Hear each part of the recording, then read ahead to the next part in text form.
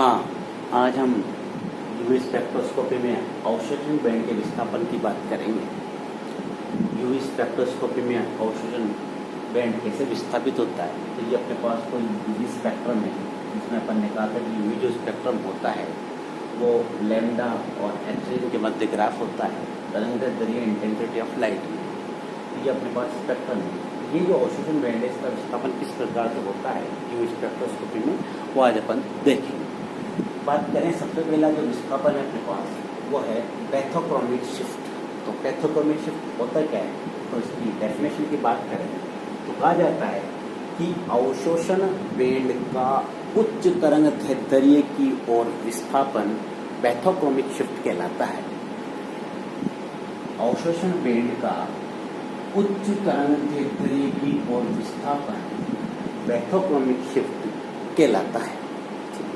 तो ये कब होगा, कैसे होता है, तो बात करें कि किसी भी यौगिक यदि कोई इलेक्ट्रॉन डोनेटिंग ग्रुप अटैच हो तो वहाँ पैथोक्रोमिक शिफ्ट प्रदर्शित हो सकता है।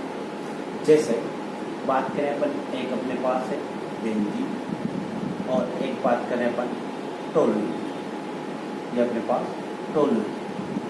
टोलुइन में अपन देखें बेंजीन से एक समूह ज़्यादा है और वो है CH3, और CH3 समूह जो होता है वो इलेक्ट्रॉन डोनेटिंग ग्रुप की तरह काम करता है। बात करें बेंजीन के लिए लैम्डा मैक्सिमम की जो वैल्यू आती है वो आती है 255 नैनोमीटर, जबकि टोलुइन की बात करें तो टोलुइन के लिए लैम्डा मैक्सिमम की जो लगभग वैल्यू आती है वो आती है 260 नैनोमीटर।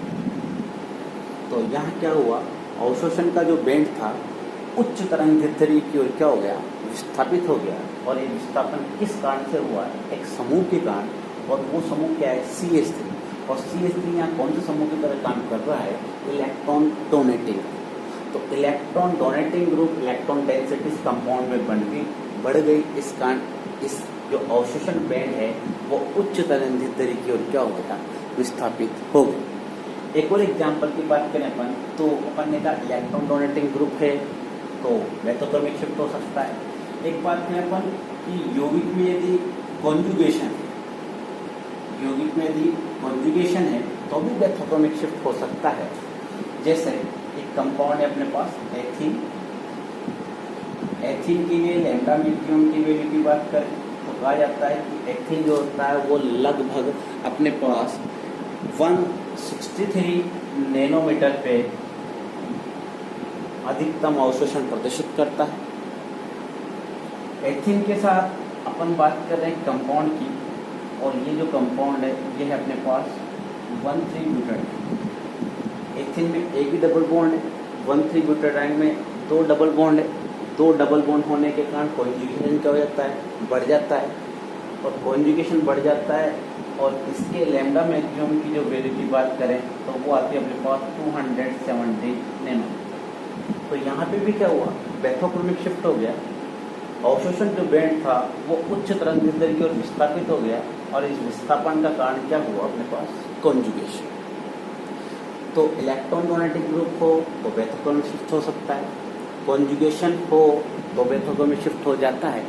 तीसरी बात करें अपन, एक है सॉल्वेंट से भी पैथोक्रोमिक शिफ्ट हो सकता है। ठीक है, तो ये अपने पास था पैथोक्रोमिक शिफ्ट। दूसरा अपने पास जो है वो है हिप्सोक्रोमिक शिफ्ट। हिप्सोक्रोमिक शिफ्ट क्या होगा, तो इसकी डेफिनेशन की बात करें हिप्सोक्रोमिक शिफ्ट की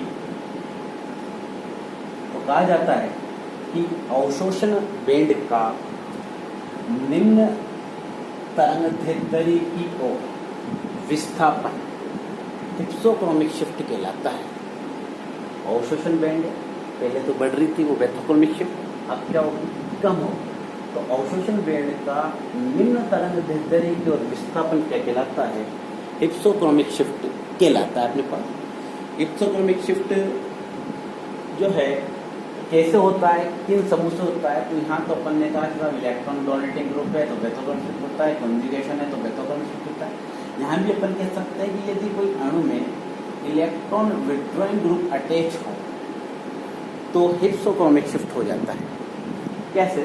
जैसे कोई इलेक्ट्रॉन विड्रॉइंग ग्रुप अटैच करें, एक कंपाउंड है अपने पास एनिलीन, ठीक है।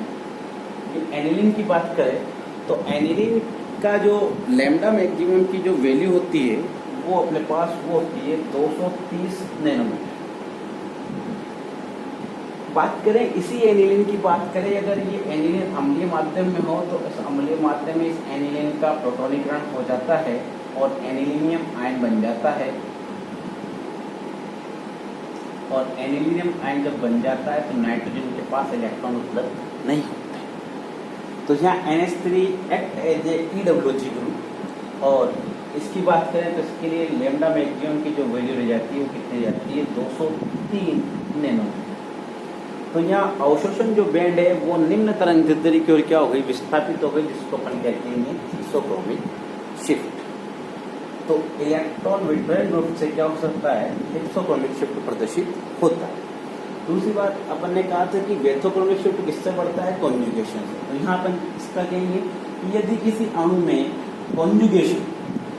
कॉन्जुगेशन डिस्टर्ब हो जाए या कॉन्जुगेशन कैंसिल हो जाए तो हिप्सोक्रोमिक शिफ्ट हो सकता है। जैसे अपन ने एग्जाम्पल लिया था कि 1,3-ब्यूटाडाइन है, इस 1,3-ब्यूटाडाइन का लैम्डा मैक्सिमम की जो वैल्यू आती है वो आती है 217 नैनोमीटर, 217 नैनोमीटर।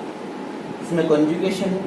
अब मैं इसमें एक समूह इंक्रीज कर रहा हूँ और एक CH2 ग्रुप यदि मैं बीच में डाल दूँ, जैसे CH2 double bond CH, CH2 CH double bond CH2, इस कंपाउंड में कॉन्जुगेशन खत्म हो गया क्योंकि मैंने कौन सा ग्रुप ऐड कर दिया यहाँ, CH2। और CH2 ग्रुप ऐड होते ही इस कंपाउंड में कॉन्जुगेशन क्या हो गया, खत्म हो गया। और खत्म होते ही इसका जो अवशोषण बैंड है वो निम्न तरंग दैर्ध्य की ओर क्या हो जाएगा, विस्थापित हो जाएगा, यानी कि क्या प्रदर्शित होगा, हिप्सोक्रोमिक शिफ्ट। तो वेथोक्रोमिक शिफ्ट बढ़ता है इलेक्ट्रॉन डोनेटिंग ग्रुप से, जबकि हिप्सोक्रोमिक ग्रुप प्रदर्शित होता है इलेक्ट्रॉन विड्रॉइंग ग्रुप से। वेथोक्रोमिक शिफ्ट बढ़ता है कॉन्जुगेशन से, जबकि हिप्सोक्रोमिक शिफ्ट होगा जब कॉन्जुगेशन नहीं होगा, ठीक है। तो ये अपने पास हो गए। एक तीसरा अपने बात करें तो तीसरा अपने पास जो है वो है हाइपर क्रोमिक शिफ्ट। तीसरा अपने पास है hyper chromic shift. Hyper chromic shift जो है वो क्या होगा, तो कहा जाता है कि जब अवशोषण बैंड की तीव्रता में वृद्धि हो जाती है तो इसको अपन क्या कहते हैं, हाइपरक्रोमिक शिफ्ट कहते हैं। जब अवशोषण बैंड की तीव्रता में वृद्धि हो जाती है तो इसको अपन क्या कहेंगे, हाइपरक्रोमिक शिफ्ट कहते हैं। जैसे एक उदाहरण की बात करें तो उदाहरण के लिए कहा जाता है कि बेंजीन है और इस बेंजीन के लिए एप्सिलॉन मैक्सिमम का जो वैल्यू है वो है 7,400।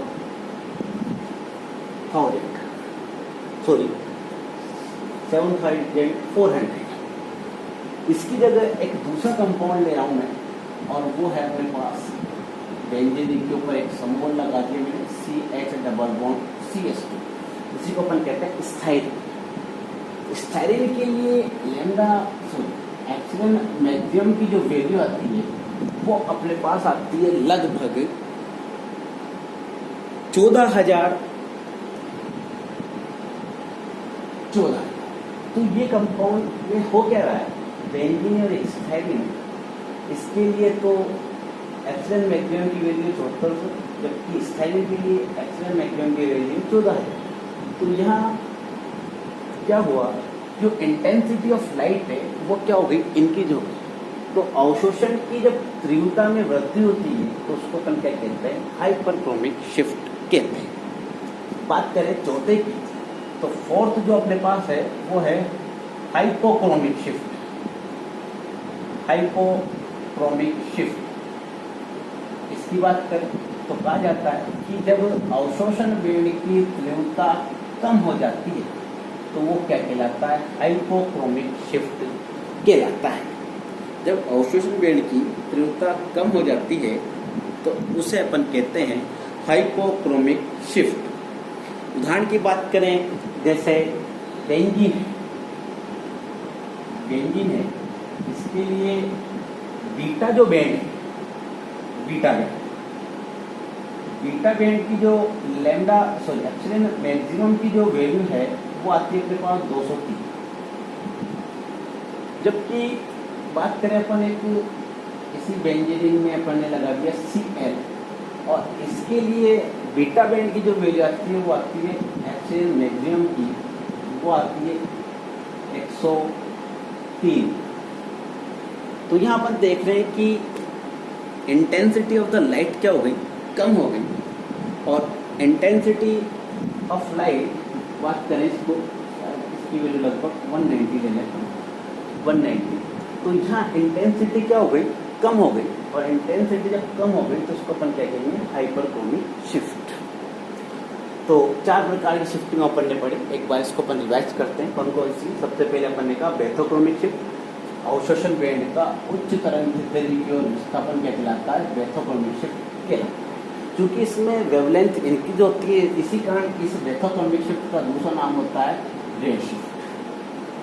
दूसरा अपन ने कहा था कि हिप्सोक्रोमिक शिफ्ट, जब अवशोषण बैंड की तीव्रता कम होती है तो उसको अपन क्या कहते हैं, हिप्सोक्रोमिक शिफ्ट कहते हैं। क्योंकि इसमें वेवलेंथ कम होती है, इस कारण हिप्सोक्रोमिक शिफ्ट का दूसरा नाम है ब्लू शिफ्ट। तीसरा अपन ने कहा था हाइपरक्रोमिक शिफ्ट, जब अवशोषण बैंड की तीव्रता बढ़ती है तो उसको अपन क्या कहते हैं, हाइपरक्रोमिक शिफ्ट, और जब अवशोषण बैंड की तीव्रता कम होती है उसको अपन क्या कहते हैं, हाइपोक्रोमिक शिफ्ट। तो ये 4 प्रकार की शिफ्टिंग है। ज़्यादातर ये देखा जाता है कि जो बेथोक्रोमिक शिफ्ट प्रदर्शित करते हैं वो हाइपरक्रोमिक शिफ्ट भी प्रदर्शित करते हैं, और वे ग्रुप जो हिप्सोक्रोमिक शिफ्ट प्रदर्शित करते हैं वही हाइपोक्रोमिक शिफ्ट भी प्रदर्शित करते हैं। ठीक है, थैंक यू।